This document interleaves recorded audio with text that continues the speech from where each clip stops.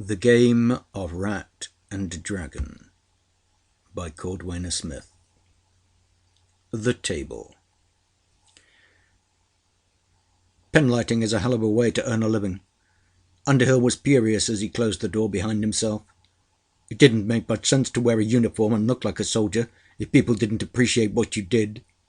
He sat down in his chair, laid his head back on the headrest, and pulled the helmet down over his forehead. As he waited for the pin set to warm up, he remembered the girl in the outer corridor. She had looked at it, then looked at him scornfully. Meow. That was all she had said, yet it had cut him like a knife. What did she think he was? A fool? A loafer? A uniformed non-entity? Didn't she know that for every half hour of pinlighting he got a minimum of 2 months' recuperation in the hospital? By now the set was warm. He felt the squares of space around him, sensed himself at the middle of an immense grid, a cubic grid full of nothing. Out in that nothingness he could sense the hollow aching horror of space itself, and could feel the terrible anxiety which his mind encountered whenever it met the faintest trace of inert dust. As he relaxed, the comforting solidity of the sun, the clockwork of the familiar planets and the moon rang in on him. Our own solar system was as charming and as simple as an ancient cuckoo clock, filled with familiar ticking and with reassuring noises. The odd little moons of Mars swung around their planet like frantic mice, yet their regularity was itself an assurance that all was well. Far above the plane of the ecliptic he could feel 1/2 ton of dust more or less drifting outside the lanes of human travel. Here there was nothing to fight, nothing to challenge the mind, to tear the living soul out of a body with its roots dripping in effluvium as tangible as blood. Nothing ever moved in on the solar system. He could wear the pin set for ever and be nothing more than a sort of telepathic astronomer, a man who could feel the hot, warm protection of the sun throbbing and burning against his living mind. Woodley came in. "Same old ticking world," said Underhill. "Nothing to report. No wonder they didn't develop the pin set until they began to planoform. Down here with the hot sun around us, it feels so good and so quiet. You can feel everything spinning and turning. It's nice and sharp and compact. It's sort of like sitting around home." Woodley grunted. He was not much given to flights of fantasy. Undeterred, Underhill went on. "It must have been pretty good to have been an ancient man. I wonder why they burned up their world with war. They didn't have to planoform. They didn't have to go out to earn their livings among the stars. They didn't have to dodge the rats or play the game. They couldn't have invented pinlighting because they didn't have any need of it, did they, Woodley?" Woodley grunted. "Uh-huh." Woodley was 26 years old and due to retire in 1 more year. He already had a farm picked out. He had gotten through 10 years of hard work pinlighting with the best of them. He had kept his sanity by not thinking very much about his job, meeting the strains of the task whenever he had to meet them, and thinking nothing more about his duties until the next emergency arose. Woodley never made a point of getting popular among the partners. None of the partners liked him very much. Some of them even resented him. He was suspected of thinking ugly thoughts of the partners on occasion, but since none of the partners ever thought a complaint in articulate form, the other pinlighters and the chiefs of the instrumentality left him alone. Underhill was still full of the wonder of their job. Happily he babbled on. "What does happen to us when we planoform? Do you think it's sort of like dying? Did you ever see anybody who had his soul pulled out?" "Pulling souls is just a way of talking about it," said Woodley. "After all these years, nobody knows whether we have souls or not." "But I saw one once. I saw what Dogwood looked like when he came apart. There was something funny. It looked wet and sort of sticky, as if it were bleeding, and it went out of him. And do you know what they did to Dogwood? They took him away up in that part of the hospital where you and I never go, way up at the top part, where the others are, where the others always have to go if they are alive after the rats of the up and out have gotten." Woodley sat down and lit an ancient pipe. He was burning something called tobacco in it. It was a dirty sort of habit, but it made him look very dashing and adventurous. "Look here, youngster, you don't have to worry about that stuff. Pinlighting is getting better all the time. The partners are getting better. I've seen them pinlight 2 rats 46 million miles apart in 1.5 milliseconds. As long as people had to try to work the pinsets themselves, there was always the chance that with a minimum of 400 milliseconds for the human mind to set a pinlight, we wouldn't light the rats up fast enough to protect our planet-forming ships. The partners have changed all that. Once they get going, they're faster than rats, and they always will be. I know it's not easy, letting a partner share your mind. It's not easy for them either," said Underhill. "Don't worry about them. They're not human. Let them take care of themselves. I've seen more pinlighters go crazy from monkeying around with partners than I've ever seen caught by the rats. How many do you actually know of them that got grabbed by rats?" Underhill looked down at his fingers, which shone green and purple in the vivid light thrown by the tuned-in pinset, and counted ships. The thumb with the Andromeda, lost with crew and passengers, the index finger and the middle finger for release ships 43 and 56, found with their pinsets burned out and every man, woman, and child on board dead or insane. The ring finger, the little finger, and the thumb of the other hand were the first 3 battleships to be lost to the rats, lost as people realized that there was something out there underneath space itself, which was alive, capricious, and malevolent. Planet-forming was sort of funny. It felt like nothing much. Like the twinge of a mild electric shock. Like the ache of a sore tooth bitten on for the first time. Like a slightly painful flash of light against the eyes. Yet in that time, a 40,000-ton ship lifting free above Earth disappeared somehow or other into 2 dimensions and appeared half a light year or 50 light years off. At one moment he would be sitting in the fighting room, the pinset ready, and the familiar solar system ticking around inside his head. For a second or a year, he could never tell how long it really was subjectively, the funny little flash went through him, and then he was loose in the up and out, the terrible open spaces between the stars, where the stars themselves felt like pimples on his telepathic mind, and the planets were too far away to be sensed or read. Somewhere in this outer space a gruesome death awaited, death and horror of a kind which man had never encountered until he reached out for interstellar space itself. Apparently the light of the suns kept the dragons away. Dragons. That was what people called them. To ordinary people there was nothing except the shiver of planet-forming and the hammer blow of sudden death, or the dark spastic note of lunacy descending into their minds. But to the telepaths they were dragons.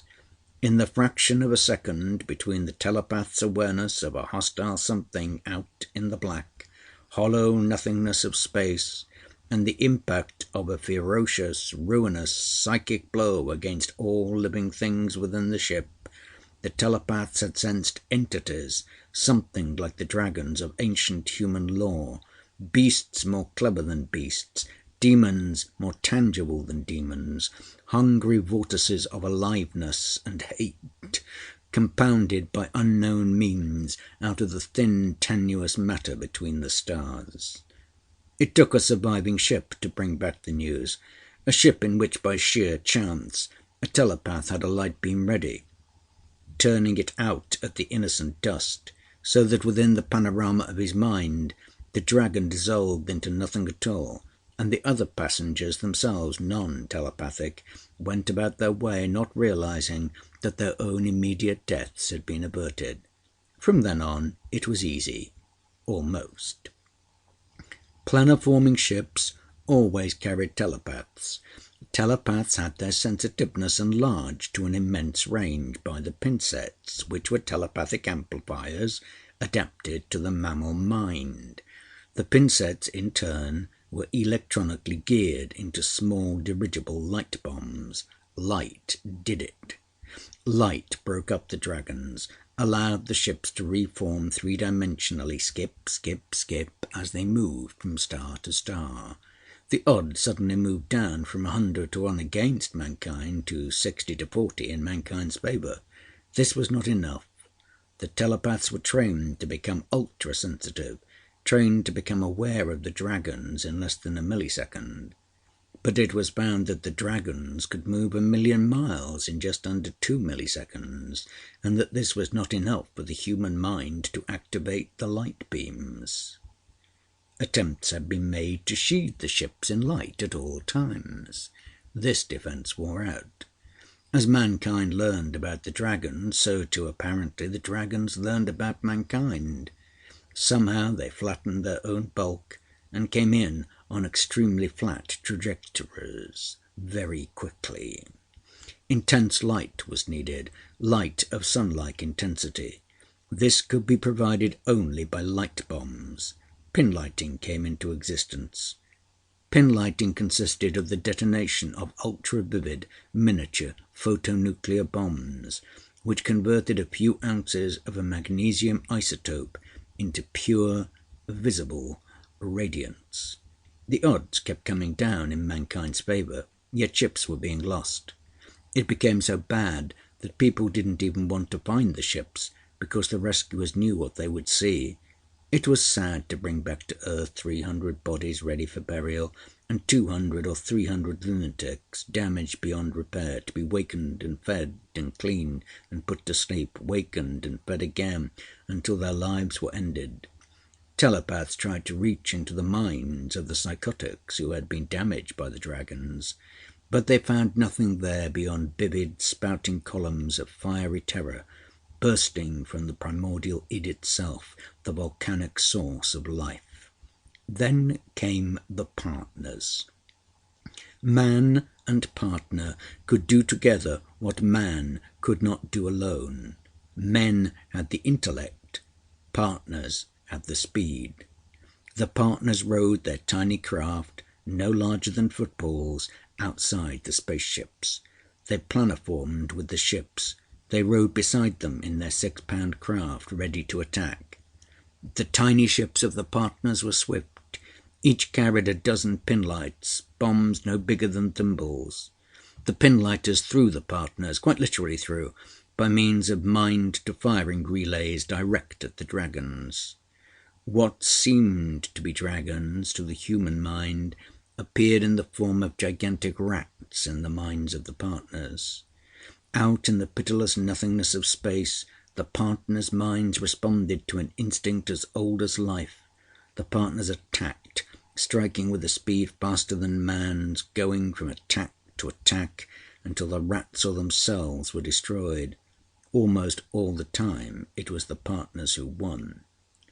With the safety of the interstellar skip of the ships, commerce increased immensely, the population of all the colonies went up, and the demand for trained partners increased.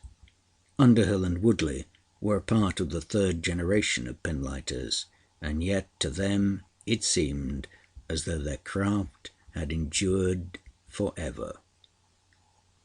Gearing space into minds by means of the pinset, adding the partners to those minds, keying up the mind for the tension of a fight on which all depended. This was more than human synapses could stand for long. Underhill needed his 2 months' rest after half an hour of fighting. Woodley needed his retirement after 10 years of service. They were young, they were good, but they had limitations. So much depended on the choice of partners, so much on the sheer luck of who drew whom. The shuffle. Father Moontree and the little girl named West entered the room. They were the other two pinlighters. The human complement of the fighting room was now complete. Father Moontree was a red-faced man of 45, who had lived the peaceful life of a farmer until he reached his 40th year. Only then, belatedly, did the authorities find he was telepathic and agree to let him late in life enter upon the career of pinlighter. He did well at it, but he was fantastically old for this kind of business. Father Moontree looked at the glum Woodley and the musing Underhill. "How are the youngsters to-day? Ready for a good fight?" "Father always wants a fight," giggled the little girl named West. She was such a little girl. Her giggle was high and childish. She looked like the last person in the world one would expect to find in the rough, sharp duelling of pinlighting. Underhill had been amused one time when he found one of the most sluggish of the partners coming away happy from contact with the mind of the girl named West.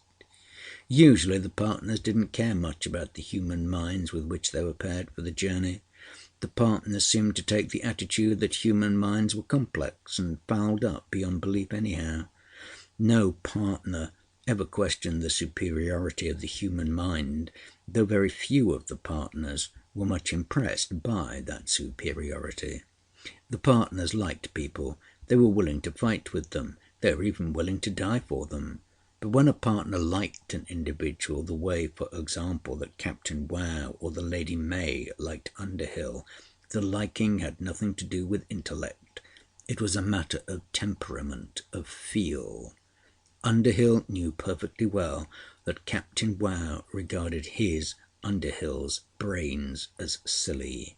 What Captain Wow liked was Underhill's friendly emotional structure, the cheerfulness and glint of wicked amusement that shot through Underhill's unconscious thought patterns, and the gaiety with which Underhill faced danger. The words, the history books, the ideas, the science. Underhill could sense all that in his own mind reflected back from Captain Wow's mind as so much rubbish. Miss West looked at Underhill. "I bet you put stickum on the stones." "I did not." Underhill felt his ears grow red with embarrassment. During his novitiate he had tried to cheat in the lottery because he got particularly fond of a special partner, a lovely young mother named Myrrh. It was so much easier to operate with Myrrh, and she was so affectionate toward him that he forgot pinlighting was hard work and that he was not instructed to have a good time with his partner. They were both designed and prepared to go into deadly battle together. One cheating had been enough. They had found him out, and he had been laughed at for years. Father Moontree picked up the imitation leather cup and shook the stone dice which assigned them their partners for the trip. By senior rights, he took first draw. He grimaced. He had drawn a greedy old character, a tough old male, whose mind was full of slobbering thoughts of food, veritable oceans full of half-spoiled fish. Father Moontree had once said that he burped cod-liver oil for weeks after drawing that particular glutton, so strongly had the telepathic image of fish impressed itself upon his mind. Yet the glutton was a glutton for danger as well as for fish. He had killed 63 dragons, more than any other partner in the service, and was quite literally worth his weight in gold. The little girl West came next. She drew Captain Wow. When she saw who it was, she smiled. "I like him," she said. "He's such fun to fight with.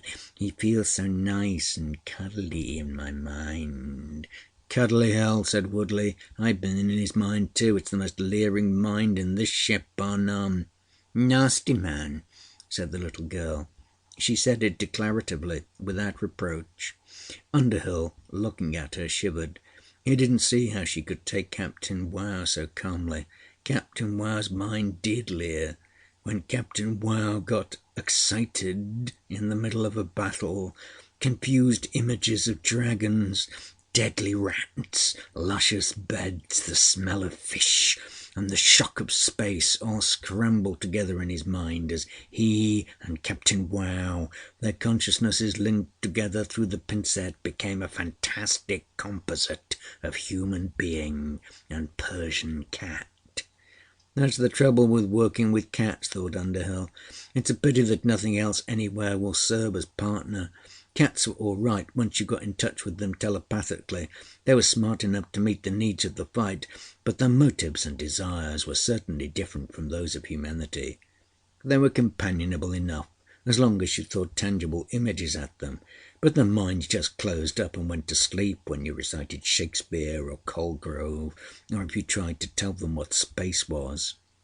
It was sort of funny realizing that the partners, who were so grim and mature out here in space, were the same cute little animals that people had used as pets for thousands of years back on Earth.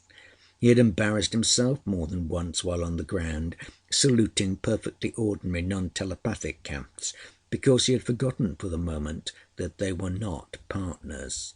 He picked up the dice and shook out the stone dice. He was lucky. He drew the Lady May. The Lady May was the most thoughtful partner he had ever met.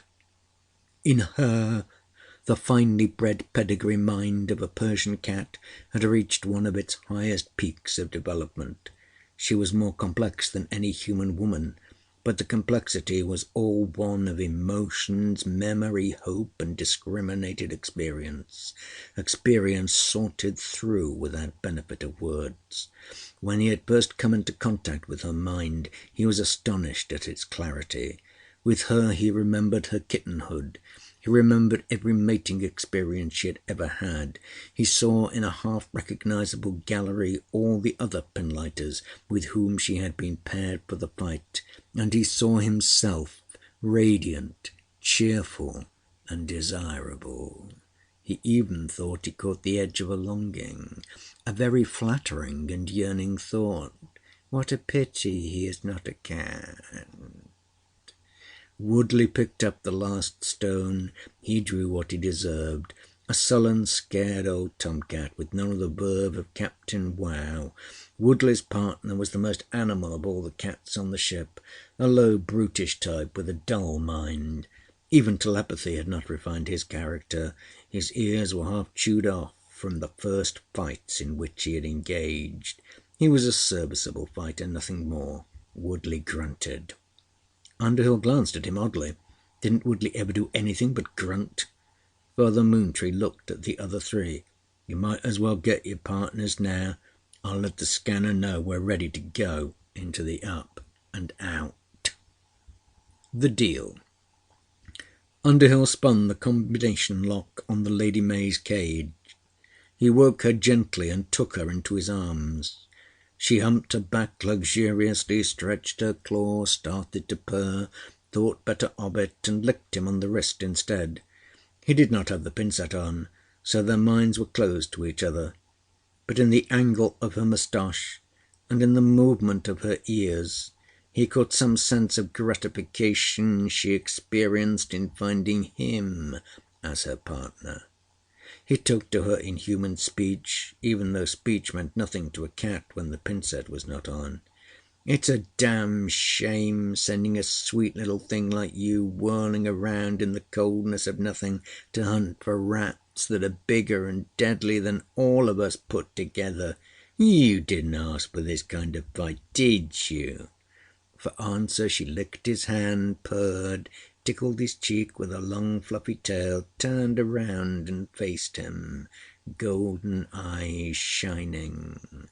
For a moment they stared at each other, man squatting, cat standing erect on her hind legs, front claws digging into his knee. Human eyes and cat eyes looked across an immensity which no words could meet, but which affection spanned in a single glance. "Time to get in," he said. She walked docilely into her spheroid carrier. She climbed in. He saw to it that a miniature pincette rested firmly and comfortably against the base of her brain. He made sure that her claws were padded so that she could not tear herself in the excitement of battle. Softly he said to her, "Ready?" For answer she preened her back as much as her harness would permit, and purred softly within the confines of the frame that held her. He slapped down the lid and watched the sealant ooze around the seam. For a few hours she was welded into her projectile until a workman with a short cutting arc would remove her after she had done her duty. He picked up the entire projectile and slipped it into the ejection tube. He closed the door of the tube, spun the lock, seated himself in his chair, and put his own pin set on. Once again he flung the switch. He sat in a small room, small, warm. The bodies of the other 3 people moving close around him, the tangible lights in the ceiling bright and heavy against his closed eyelids. As the pin set warmed, the room fell away. The other people ceased to be people and became small glowing heaps of fire, embers, dark red fire, with the consciousness of life burning like old red coals in a country fireplace. As the pin set warmed a little more, he felt earth just below him, felt the ship slipping away, felt the turning moon as it swung on the far side of the world, felt the planets and the hot clear goodness of the sun, which kept the dragons so far from mankind's native ground. Finally he reached complete awareness. He was telepathically alive to a range of millions of miles. He felt the dust which he had noticed earlier high above the ecliptic.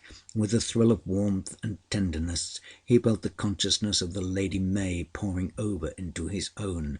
Her consciousness was as gentle and clear and yet sharp to the taste of his mind as if it were scented oil. It felt relaxing and reassuring. He could sense her welcome of him. It was scarcely a thought, just a raw emotion of greeting. At last they were one again. In a tiny remote corner of his mind, as tiny as the smallest toy he had ever seen in his childhood, he was still aware of the room and the ship, and of Father Moontree picking up a telephone and speaking to a scanner captain in charge of the ship. His telepathic mind caught the idea long before his ears could frame the words. The actual sound followed the idea, the way the thunder on an ocean beach follows the lightning inward from far out over the seas. The fighting room is ready. Clear to planoform, sir. The play. Underwood was always a little exasperated the way that Lady May experienced things before he did. He was braced for the quick vinegar thrill of planoforming, but he caught her report of it before his own nerves could register what happened. Earth had fallen so far away that he groped for several milliseconds before he found the sun in the upper rear right-hand corner of his telepathic mind. That was a good jump, he thought. This way we'll get there in 4 or 5 skips. A few hundred miles outside the ship, the Lady May thought back at him. "Oh, warm, oh, generous, oh, gigantic man, oh, brave, oh, friendly, oh, tender and huge partner, oh, wonderful with you so good, good, good, warm, warm, now to fight, now to go, good with you." He knew that she was not thinking words, that his mind took the clear, amiable babble of her cat intellect and translated it into images which his own thinking could record and understand. Neither one of them was absorbed in the game of mutual greetings. He reached out far behind her range of perception to see if there was anything near the ship. It was funny how it was possible to do 2 things at once. He could scan space with his pin-set mind, and yet at the same time catch a vagrant thought of hers, a lovely, affectionate thought, about a son who had a golden face and a chest covered with soft, incredibly downy white fur. While he was still searching, he caught the warning from her, "We jump again!" And so they had. The ship had moved to a second planoform. The stars were different. The sun was immeasurably far behind. Even the nearest stars were barely in contact. This was good dragon country. this open, nasty, hollow kind of space. He reached farther, faster, sensing and looking for danger, ready to fling the Lady May at danger wherever he found it. Terror blazed up in his mind, so sharp, so clear, that it came through as a physical wrench. The little girl named West had found something immense, long, sharp, black, greedy, horrific. She flung Captain Wow at it. Underhill tried to keep his own mind clear. "Watch out!" he shouted telepathically at the others, trying to move the Lady May around. At one corner of the battle he felt the lustful rage of Captain Wow as the big Persian tomcat detonated lights while he approached the streak of dust which threatened the ship and the people within. The light scored near misses. The dust flattened itself, changing from the shape of a stingray into the shape of a spear. Not 3 milliseconds had elapsed. Father Moontree was talking human words, and was saying in a voice that moved like cold molasses out of a heavy jar, "Captain."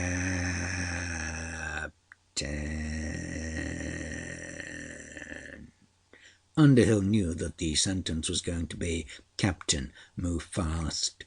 The battle would be fought and finished before Father Moontree got through talking. Now, fractions of a second later, the Lady May was directly in line. Here was where the skill and speed of the partners came in. She could react faster than he. She could see the threat as an immense rat coming direct at her.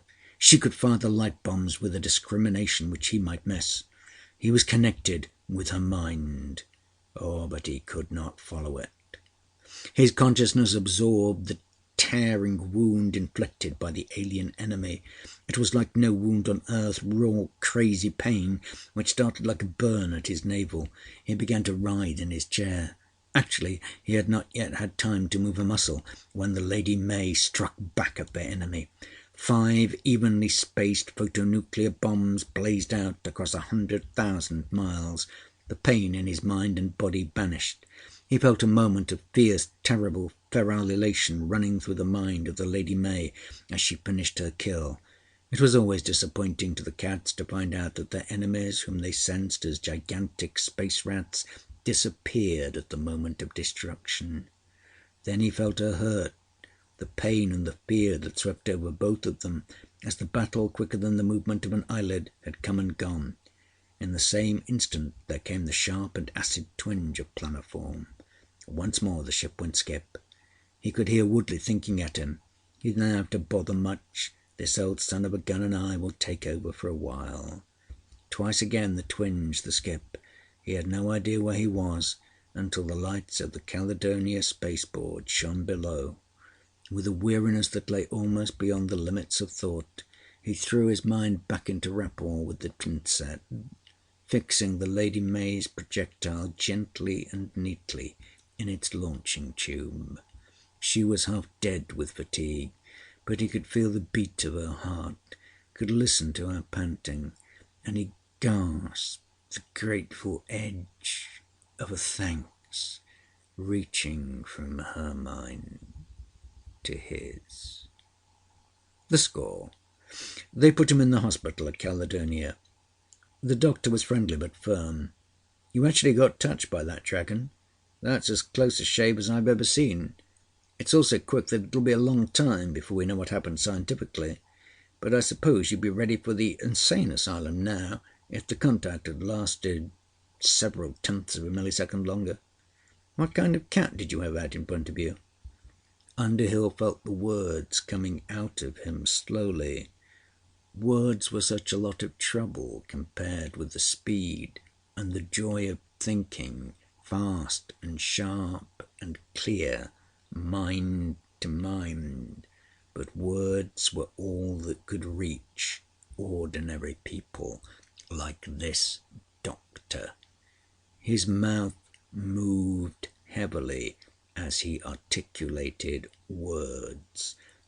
"Don't call our partners cats. The right thing to call them is partners.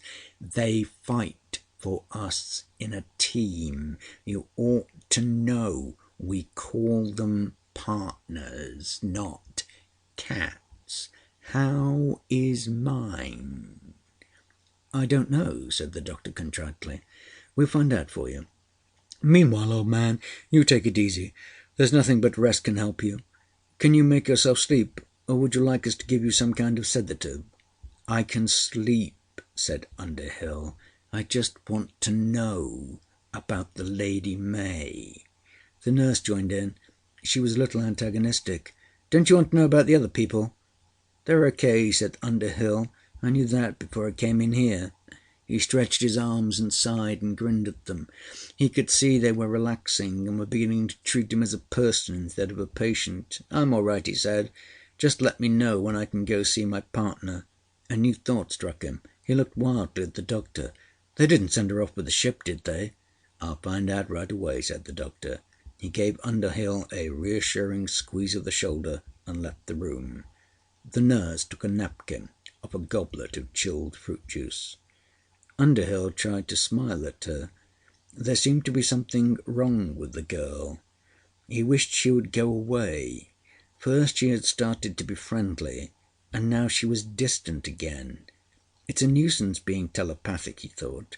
"You keep trying to reach even when you are not making contact." Suddenly she swung around on him. "You pinlighters! You and your damn cats!" Just as she stamped out, he burst into her mind. He saw himself a radiant hero, clad in his smooth suede uniform, the pin-set crown shining like ancient royal jewels around his head. He saw his own face, handsome and masculine, shining out of her mind. He saw himself very far away, and he saw himself as she hated him. She hated him in the secrecy of her own mind. She hated him because he was, she thought, proud and strange and rich, better and more beautiful than people like her. He cut off the sight of her mind, and as he buried his face in the pillow, he caught an image of the Lady May. "She is a cat," he thought. "That's all she is, a cat." But that was not how his mind saw her. Quick beyond all dreams of speed, sharp, clever, unbelievably graceful, beautiful, wordless, and undemanding. Where would he ever find a woman who could compare with her?